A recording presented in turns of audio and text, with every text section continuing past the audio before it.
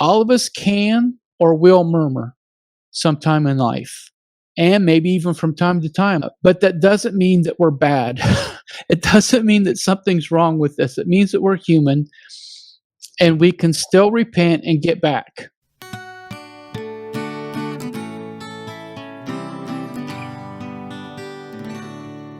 We are Saints in the South, your source for gospel growth and good times. Welcome back, everybody, to another episode of Saints in the South, episode 205. Good to be back with you again. As always, we got Average Joe running a little bit behind, so he'll be jumping in with us here in a little bit. He was focusing on some church duties. So it is Wednesday night. We normally record on Wednesday nights around 7:30, 8 o'clock or so. So it's kind of right after the youth and everything. So he'll be jumping on with us. Just want to remind everybody, share this podcast with your friends and family. Share it on your social media platforms. We appreciate all the support that you're giving us. And also, reminder of that super thanks option that you've got there.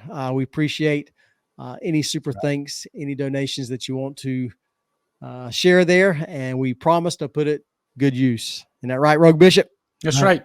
That's right. Directly right back into the podcast. All right. So starting out, we are in chapters 16 through 22. And off the top of my head, I think this was when we started 4 years ago. I think this is where we started. I think because we were a couple weeks late on into January there. But anyway, as Lehi's family journeyed toward the promised land, the Lord made them this promise: I will prepare the way before you, if it so be that ye shall keep my commandments. Clearly, that promise did not mean that the journey would be easy. Family members still disagreed. Bows broke, people struggled and died, and they still had to build a ship from raw materials. However, when the family faced adversity or tasks that seemed impossible, Nephi recognized that the Lord was never far away. He knew that God doth nourish the faithful and strengthen them and provide means whereby they can accomplish the thing which he has commanded them. If you ever wonder why bad things happen to good people like Nephi and his family, you may find insights in these chapters. But perhaps more important, you will see what good people do when bad things happen. Or if you wonder why bad things happen to you when you do good things. That's right. I think this will help. Yep, for sure. So I wanted to start out with the very first two verses here in chapter 16. I think it's a little comical. And it came to pass that I, Nephi, had made an end of speaking to my brethren. Behold, they said unto me, Thou hast declared unto us hard things, more than we are able to bear. And it came to pass that I said unto them that I knew that I had spoken hard things against the wicked. He says, Nephi, calm down, okay? You're being a little hard on us, all right?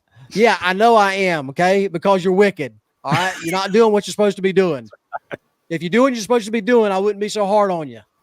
That's what he goes on to say. Yeah. And he's like, yeah, I know I am. I'm being hard on you. And we need that. And at this point, they ain't seen nothing yet, though. Better. And they've already seen some pretty rough stuff. But yeah.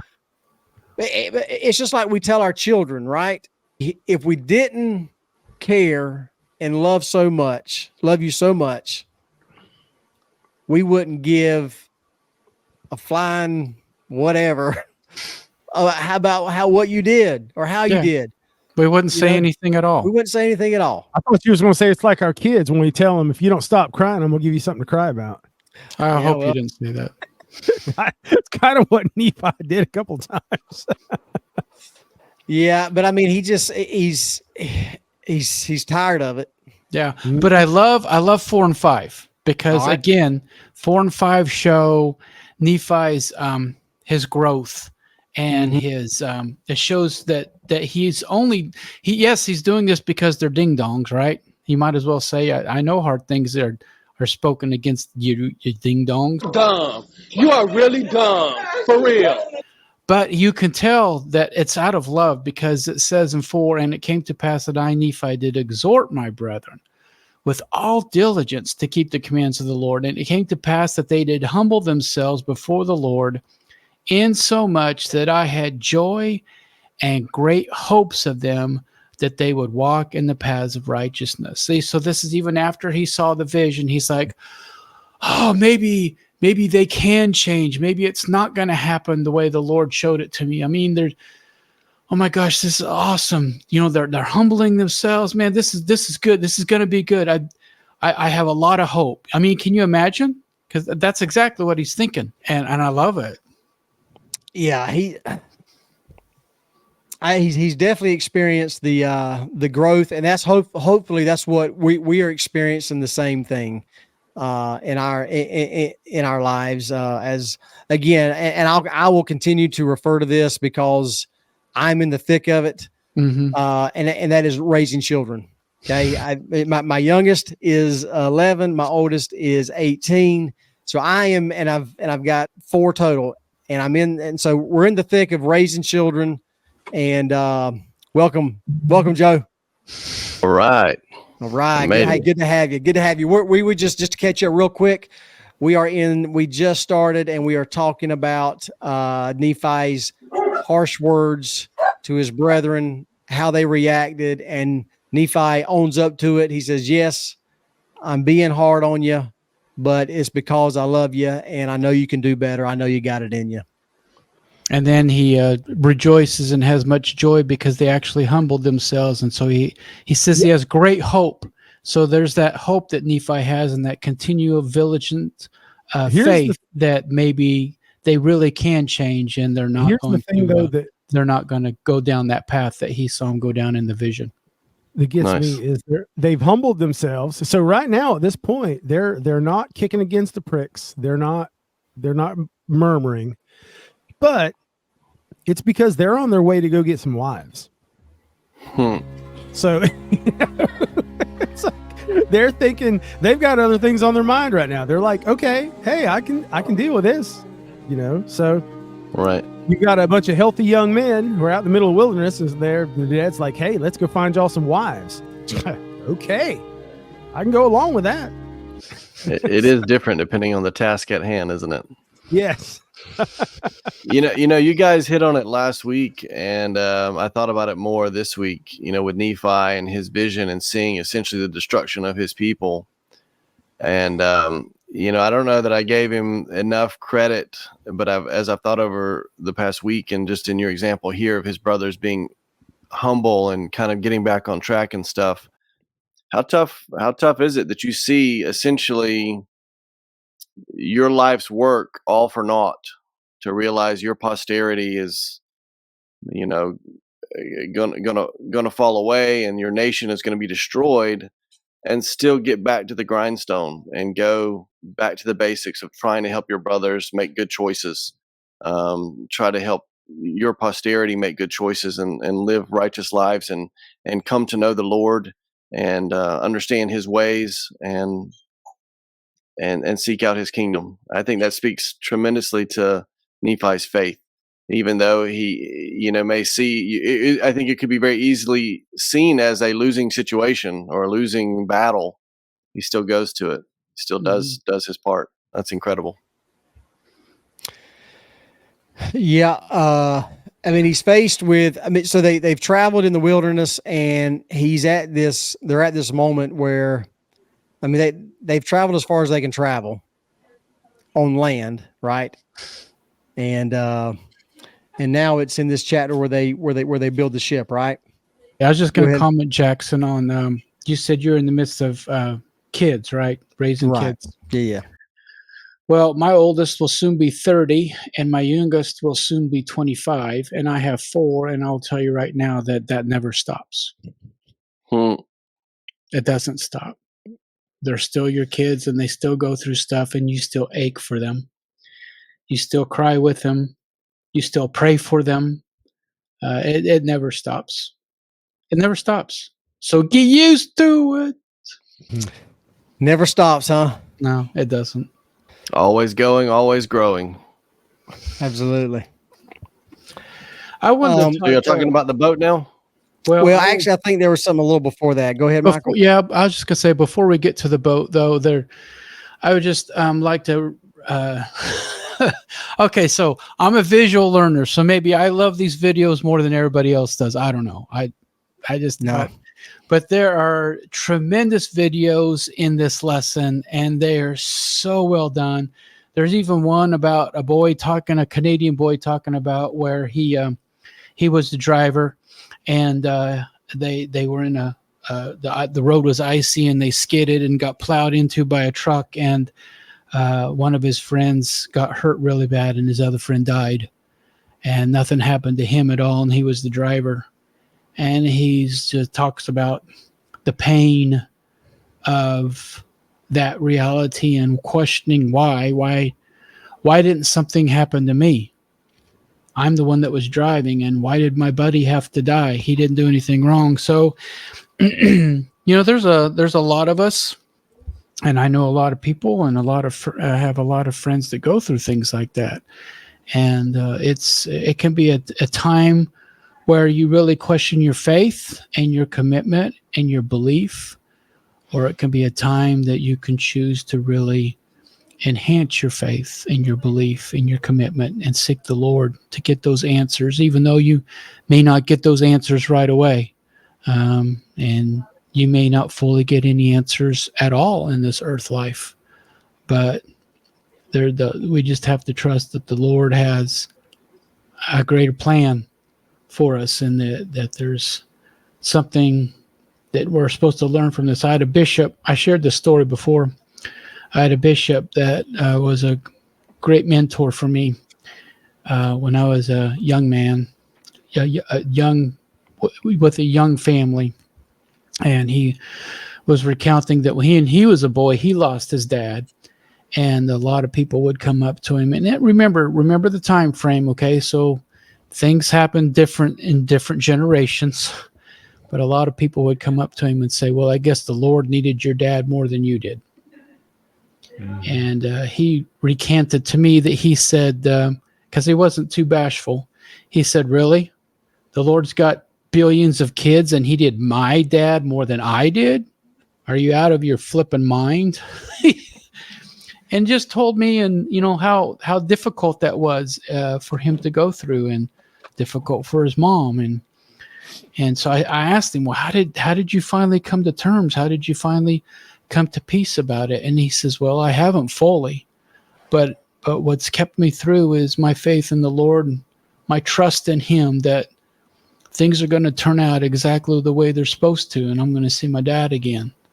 And pretty cool, and I'm sure there's a lot of people out there that go through those same experiences, and I just want to say that have the faith that God's going to get you through it. Just exercise that faith. And I think there are times where even if our faith is lacking in those situations, it's okay to be struggling in the faith, but to be consciously making a choice. Okay. I don't understand it. I'm struggling with the faith right now, but I'm going to make these decisions, based on a belief, on a past belief or past faith or what have you. I think there's many times where we have to consciously just make a choice, try and make a good choice, the best choice. I had a mentor at work when I was living in Arkansas that used to say to me all the time, Michael, I'm asking you to temporarily suspend your disbelief. That was an amazing saying. And, Michael, I'm asking you to temporarily suspend your disbelief. That's almost like Uchtdorf when he said, I ask you to doubt your doubts before you doubt your faith. But here's some things that I picked up. Okay, so here's some things that I picked up from the first video. And there's some things in there, like there was one point in the video when I think it was either Laman or Lemuel. I can't remember. I don't have their physical appearances down yet. But the father's holding the Leahona there, and he looks down at his dad, and he goes, "Well, whither shall we go?" I thought it was still cool, but here's what I learned from that.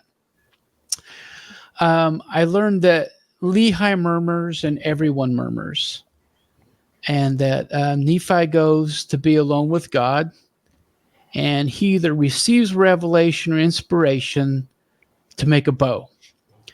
And God showed them once again, after he made the bow and went out and slayed food and brought food back, God showed them once again that it was God who provided the means to obtain the food and the food itself, not their skills and not their knowledge.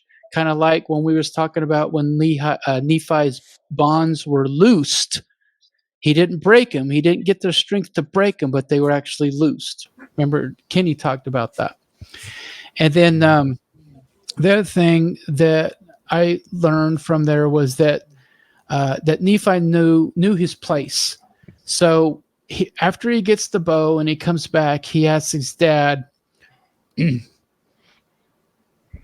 where to go find food. I don't know if he came back to make a point or try and make his dad feel bad, or because the Lord told him to do that, or if he knew that that was just right and that he should do that, or he still recognized that his dad was the patriarch of the home. I don't know, and I don't care.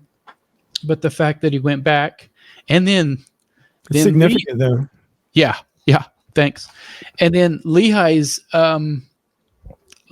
whole experience there showed me a couple things that all of us can or will murmur sometime in life, and maybe even from time to time, like Jackson was hitting on.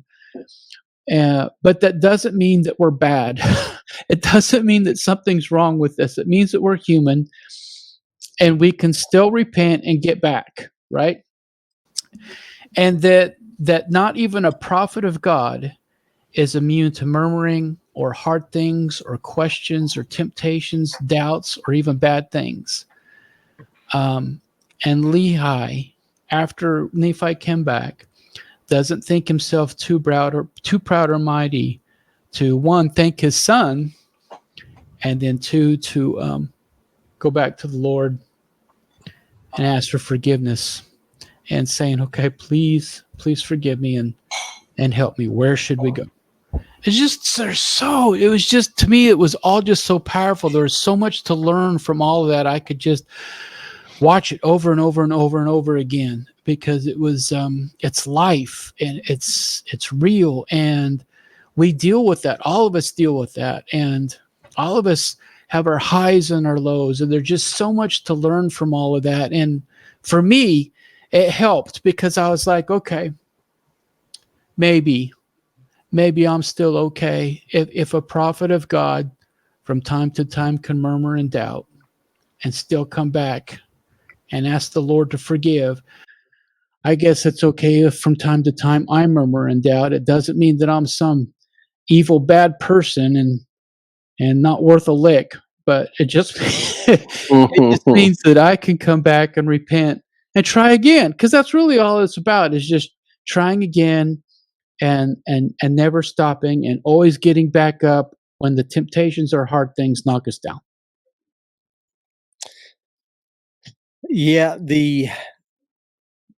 one of the things that I think about a lot in that story is, again, just imagine the weight that Nephi is feeling. I mean, everybody is complaining and wishing and saying that they should not be in this situation. They should be back home in Jerusalem, even, like you say, even his dad.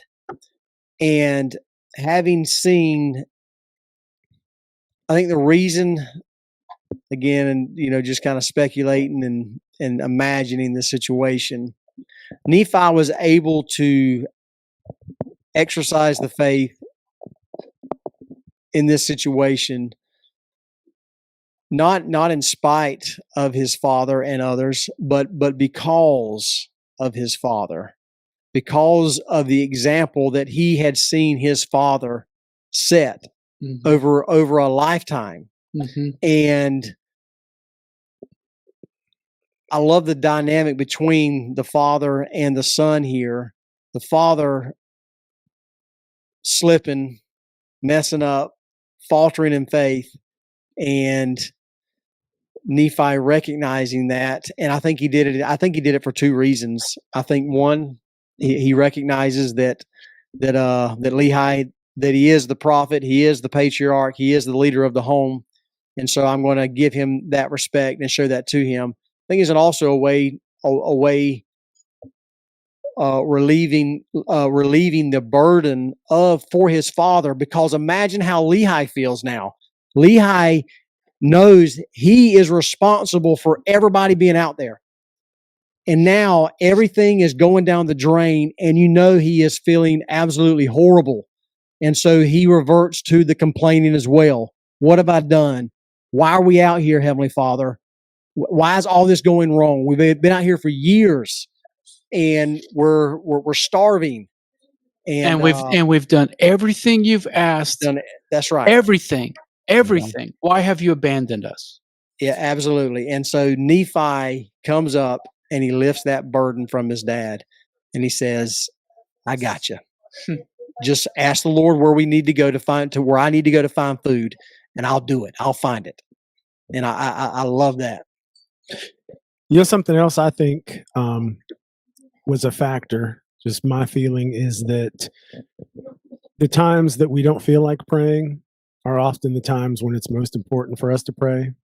And I think Nephi recognized in his father that he needed to go before the throne of God in prayer and have that reassurance that God was still with him. I think it was wisdom on his part. Yeah.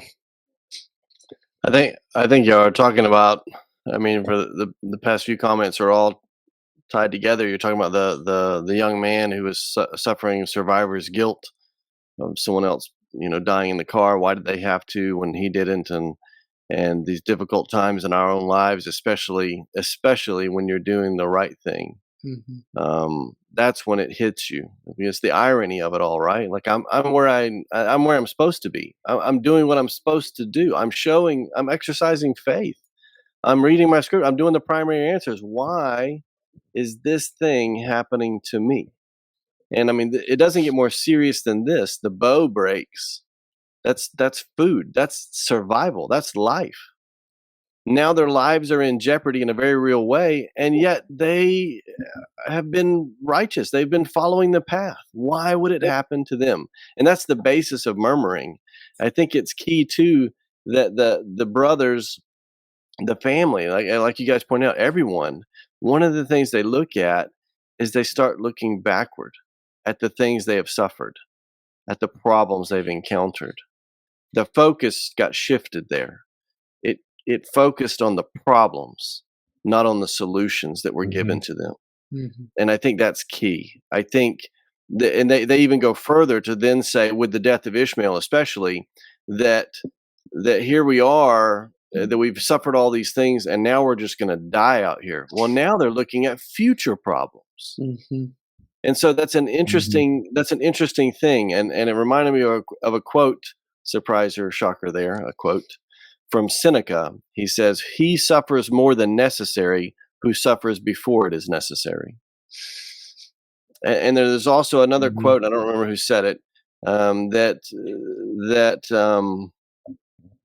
we cannot suffer the past or the future. We can only suffer in the present moment. If you're suffering the past and future, you're suffering memory and imagination. So deal with your present moment, and that's a key thing. The other, and it right along with that comes the old primary song, "Count Your Many Blessings." So if you're going through a tough time and you're thinking about previous tough times, think about how you got through those previous tough times. Right? The footprints in the sand, like it all starts coming together. It's because God got you through those tough times, just like He's going to get you through this tough time. Remember who everyone turned to throughout the scriptures, Exodus and Nephi and all of them, right?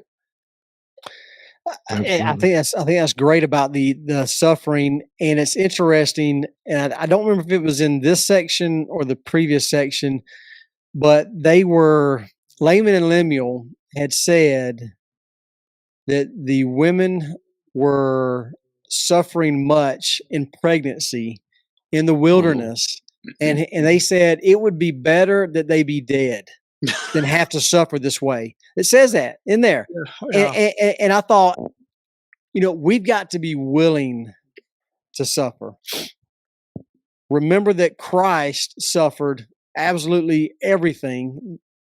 I mean, we can't fathom the amount of suffering that he went through to overcome everything. We have to consciously make a choice and be willing to suffer. Yeah. Everybody's going to suffer in their own way. Everybody's going to experience their own Gethsemane. And we have to be willing to do that. Well, the thing about suffering, though, Jackson, is that everything happens for a reason. And more often than not, that reason is that you're an idiot and you make poor choices. But not always. Not always. Sometimes, and this is where I have a problem with people who try to attribute too much to God. Like every single thing is God's hand. Sometimes bad things happen.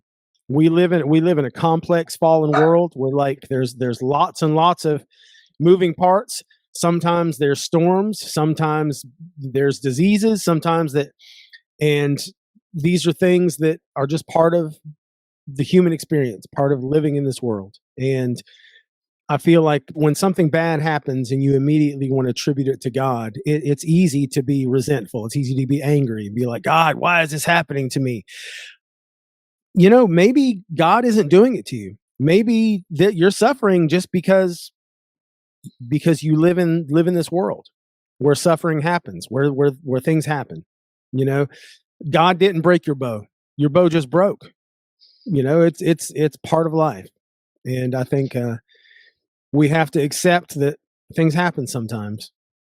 That's a great point, Kenny. The grumbling and complaining. Yeah, super good point. It reminded me the same mentor bishop that I was talking about before. In another occasion, I asked him, about almost the same thing that you were talking about right there, Kenny, was, I'm like, what? So why does some of this stuff happen? Why does God let stuff happen? Why did your dad have to die? And he says, well, this is what I believe. And this is what I've come to. The conclusion I've come to is God didn't make my dad die. God doesn't make bad stuff happen. Mm-hmm. God allows mortality to happen. Yes. Because of agency and choice, God allows mortality to happen. So it's exactly what you were saying, Kenny. And that's awesome. That's awesome. Yeah. And I believe that God does have the power to intercede at certain times when he sees fit. If it's his will. If it's his will and he sees fit for it to happen. But more often than not, we can't expect God to intercede in a miraculous way when we're suffering through the day-to-day trials of the human experience. Well, the last video in the lesson today was a talk about strength without struggle. It says a lot of us pray and want strength without going through the struggle. We want a nice physique or we want to build muscles, but we don't want to put in the time or the effort or the weightlifting to make that happen. We want to be a great wrestler, but we don't want to have to put in the time or practice or cut weight or not cut weight to make that happen. He was helping us understand that we have to go through the struggle if we want the strength. And that could be spiritual as well. I keep praying to get into shape, but the only shape I'm getting in is round.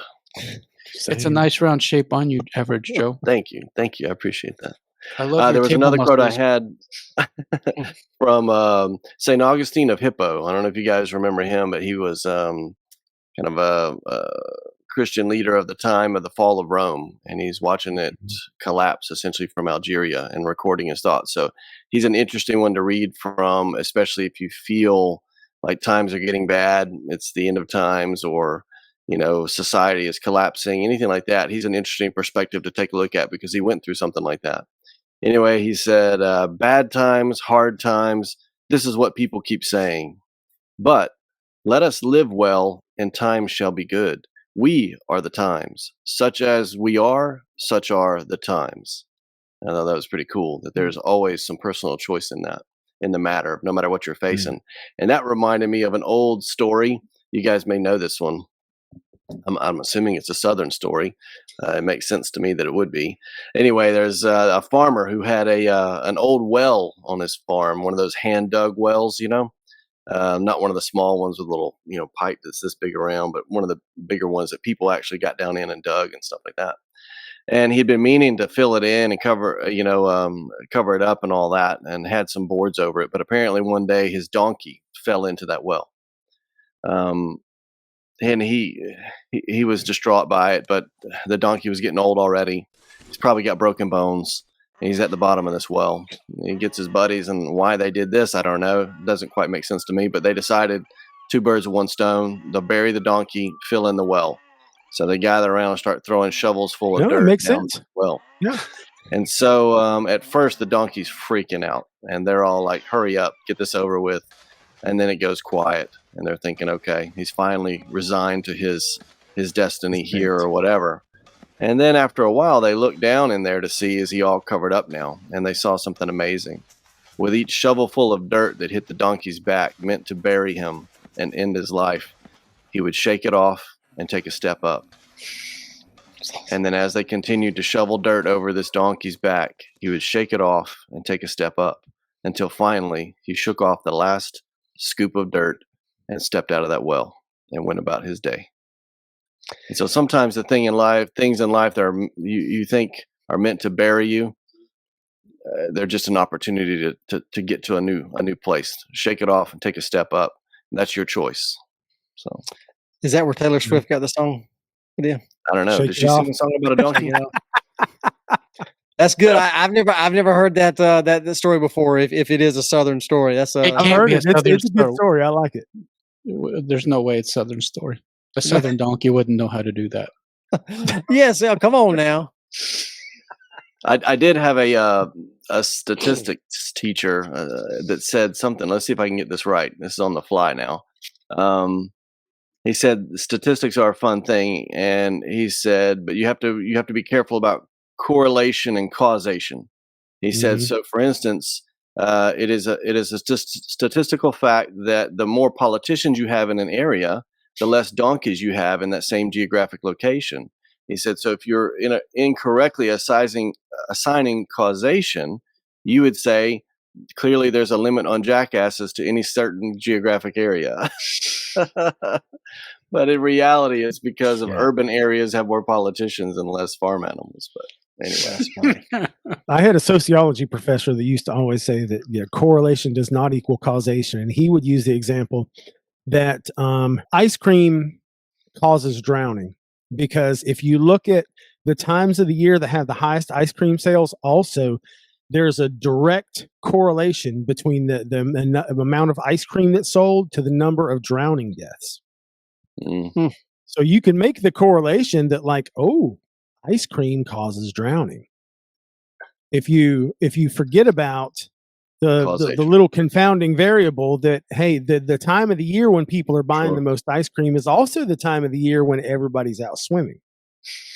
Well, and so maybe sometimes we're like that with bad things that happen in life. You blame God for everything. Like you said earlier, sometimes bad things happen. Sometimes it's for some other reason, and we're assigning blame to God when the blame is on us or someone else or agency of either party, So there could be some tie in there.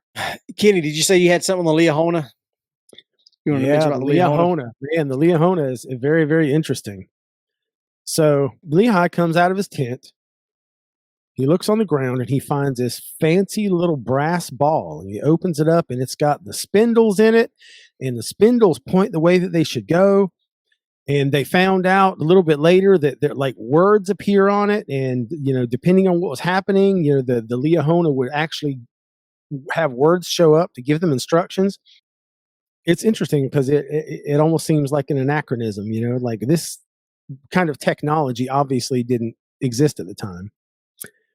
But what's interesting, and once again, I'm going to give a shout out to Brother Fulmer, Scripture Gems, because they made a good point that most of the time throughout the scriptures, when there have been objects that were used to perform that God used to perform miraculous things, the objects were usually items that were produced by the hands of man. There's things like there was the brass serpent, and there was all these other items that human hands produced that God used to perform miraculous things. And the Liahona, it seems weird that it kind of showed up. And you have to wonder, like, who built the Liahona? Did it just fall out of the sky? I think it's more likely that somebody built this thing. Somebody that had a really advanced knowledge of like clockwork and metallurgy and things.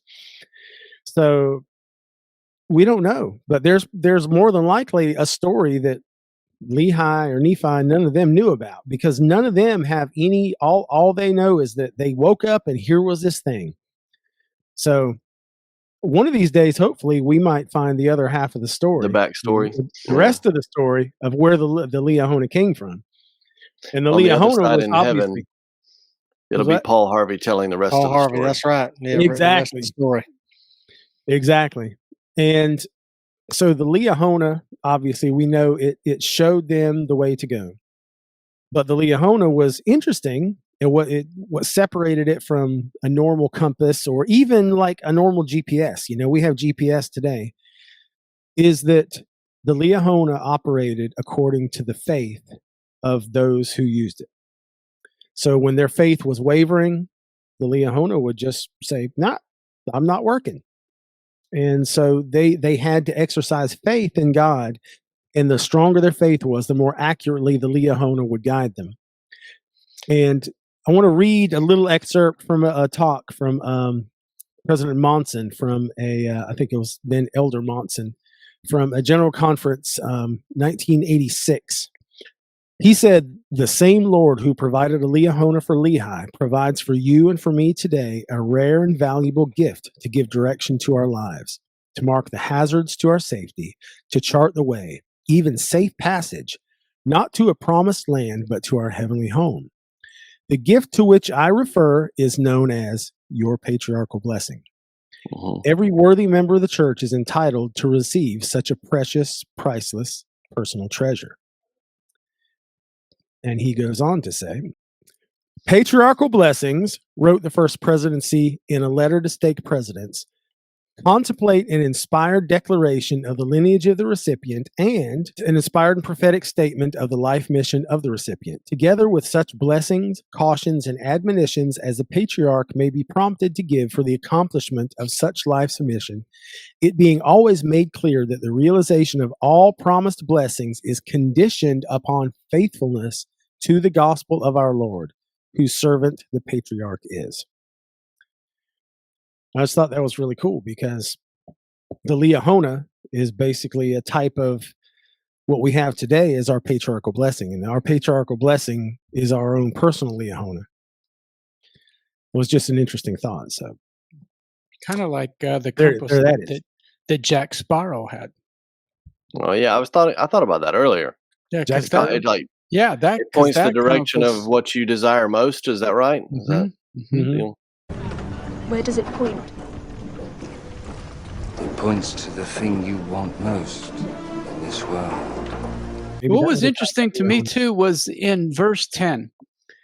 It says when Lehi rose in the morning and saw the ball, and to his great astonishment, he beheld upon the ground a round ball of curious workmanship. This is the part that's interesting to me. "And within the ball were two spindles, and the one pointed the way whether we should go into the wilderness." What did the other spindle do? I asked that same question. Did you get an answer? No. Joe Jackson, do y'all know what the other spindle did? I thought it was funny that it says, yeah, there was two spindles. One of them pointed the way, but to my knowledge, I'm not sure if he ever says what the other spindle did. Yeah, I do. Represents choice. Expound. So think about it. We always have choices, right? Mhm. They had a choice to follow this spindle that pointed the way. I believe it pointed the way. What was the other spindle doing? Creating an opposite choice. So you think it was pointing in the opposite way? I don't have a clue what it was there for. But I will. There for a minute, for like man. 30 seconds, I was like believing you, and then I was like, oh no. Yeah. Go ahead, Hey, Joe. what if the other spindle always pointed north? That's what I'm thinking.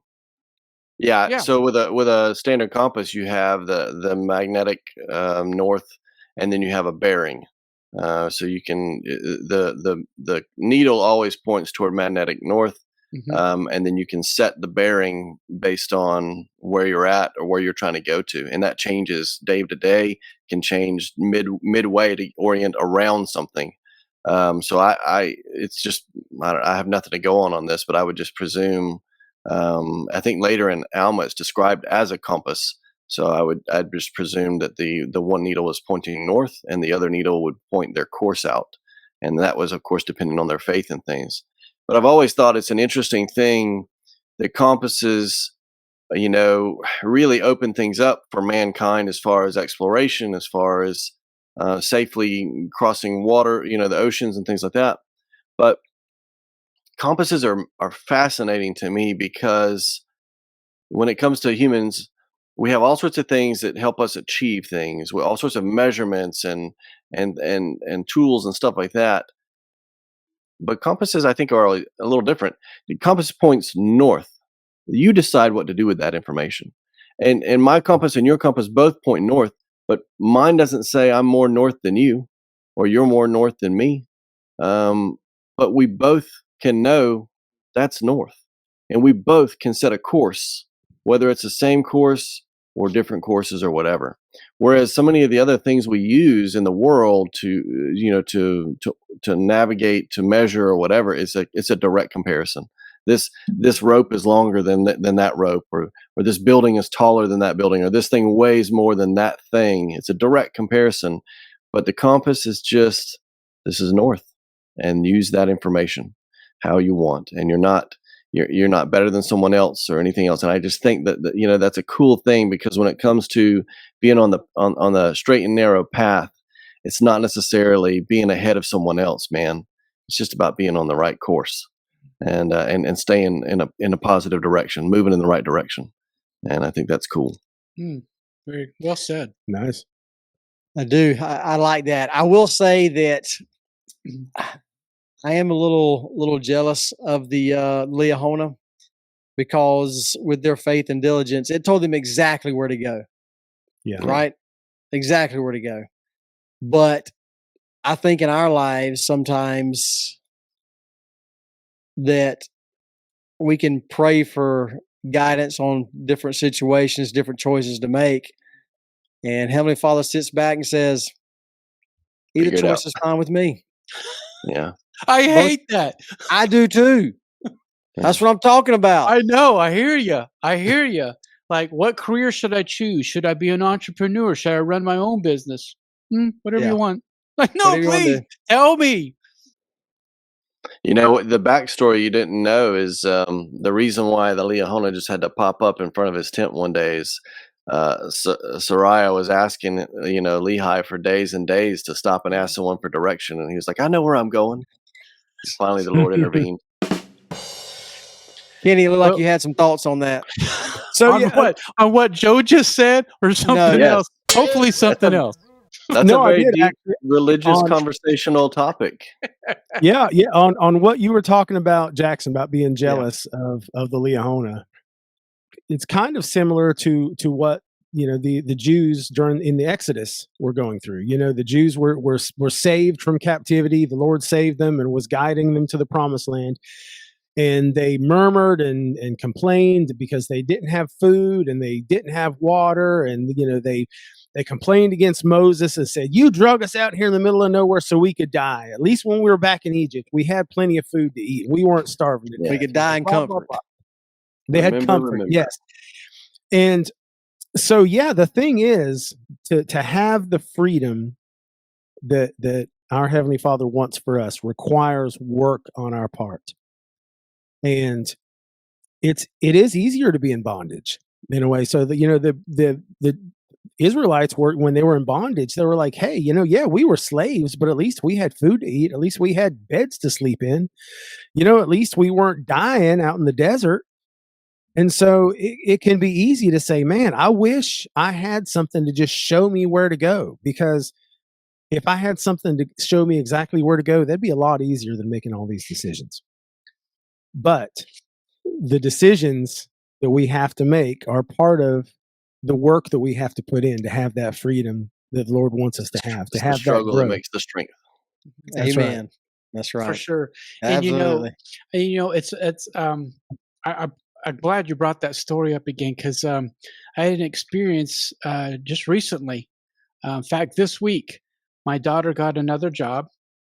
And in order to get that job, it was a better job, a higher paying job, she had to quit another job. So as she's going through the new job jitters and not feeling like, trying to fit in and like, what is my real responsibility here? All that goes with that.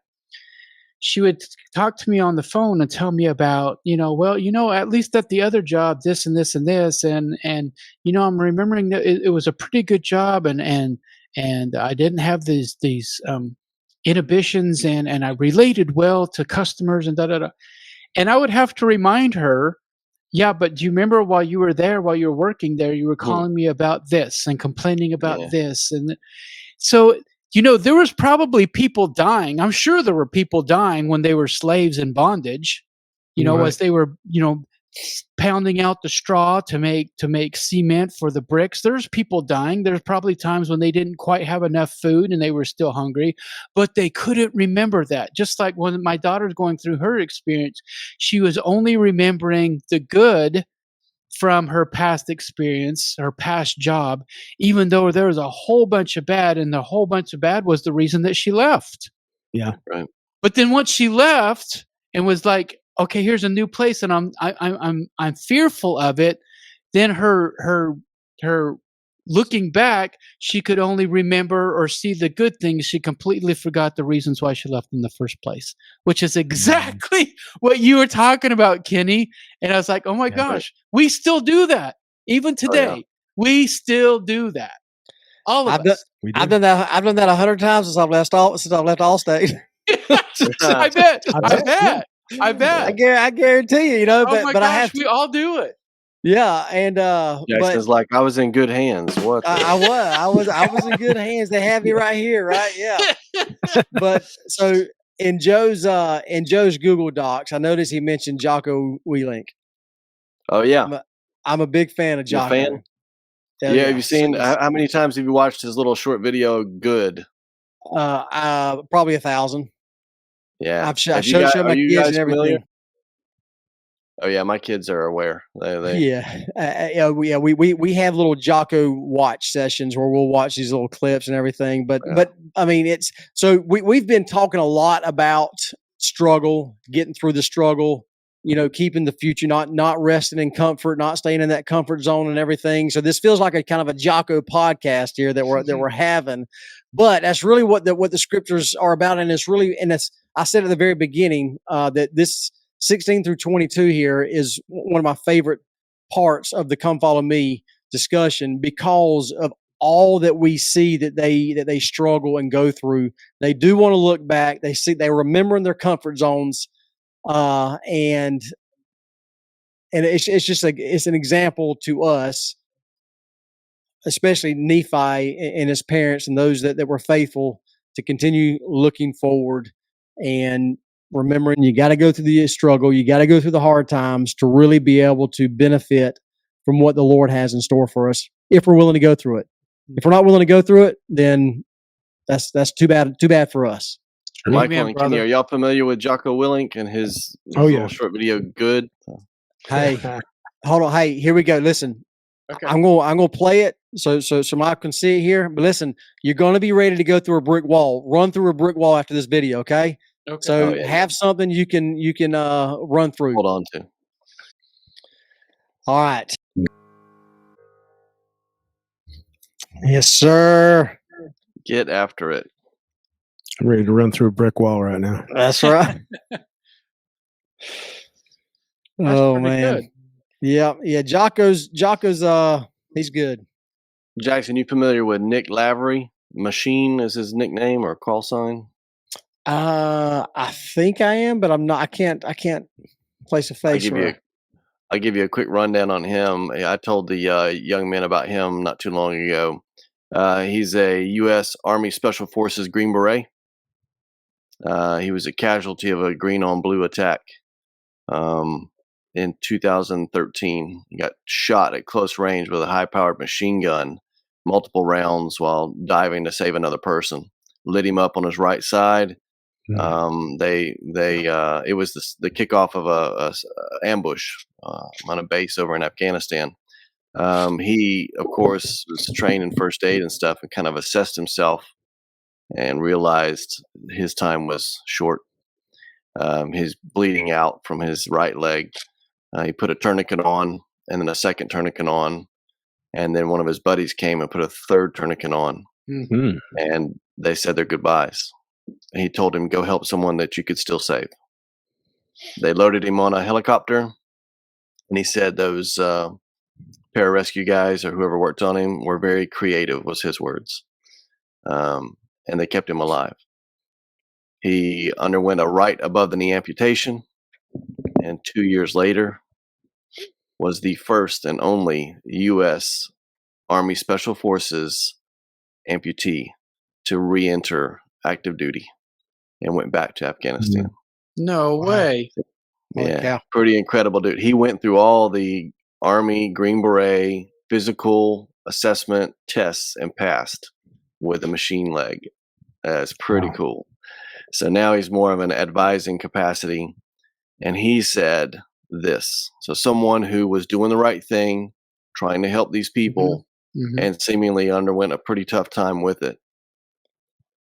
In today's world, where most, if not all, are looking for that quick answer, that magic pill, that secret sauce, that's just going to give me exactly what I want, just like that right now. Well, I believe that no such thing truly exists.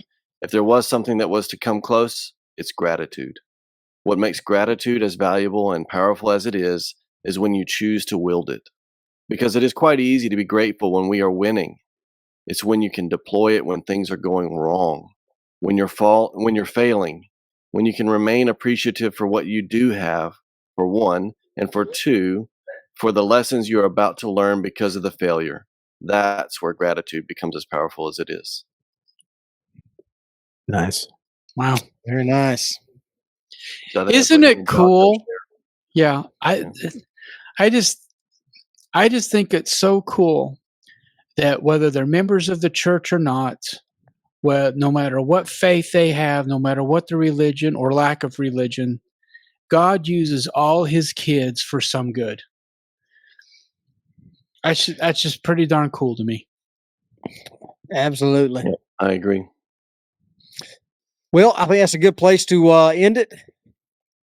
We will go ahead. Yeah, there's a whole lot more. So if you're listening right now, you got to go and read, because we literally just kind of Scratched the touched on the surface. first chapter. Barely. Yeah, barely. Yeah, there's a lot here. There's a lot here. Nephi building the boat, shocking his brothers, all kinds of cool stuff. Yeah, I think we jumped around a little bit, but that's okay. It's hard not to do when you get into this stuff and everything. So, but until next time, y'all keep on striving.